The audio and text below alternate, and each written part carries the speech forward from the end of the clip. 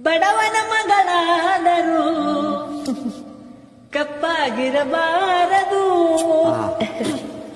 ಹೆಣ್ಣು ಹಡೆದ ತಾಯಿಗೆ ಎಂದು ಬೈಯಬಾರದು. ಹಣದಾಸೆ ಗುಣದವನ ಹೆಂಡತಿಯಾಗಬಾರದು. ಬಡತನದ ಮನಿ ಒಳಗ ಹೆಣ್ಣು ಹುಟ್ಟಬಾರದು.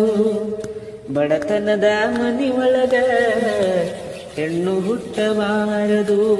ಕರುಣೆ ಇಲ್ಲದ ಅತ್ತಿ ಮನೆಯ ಸೊಸೆಯಾಗಬಾರದು. ಅಪ್ಪಿಕೊಂಡು ನಡೆಯುವ ಅತ್ತಿಯ ಸೇವೆ ಮರೆಯಬಾರದು. ಹಡೆದ ತಂದಿ ತಾಯಿಗೆ ಹಡೆದ ತಾಯಿ ತಂದಿಗೆ ಮಾತು ತರಬಾರದು. ಬಡತನದ ಮನಿ ಒಳಗ ಹೆಣ್ಣು ಹುಟ್ಟಬಾರದು.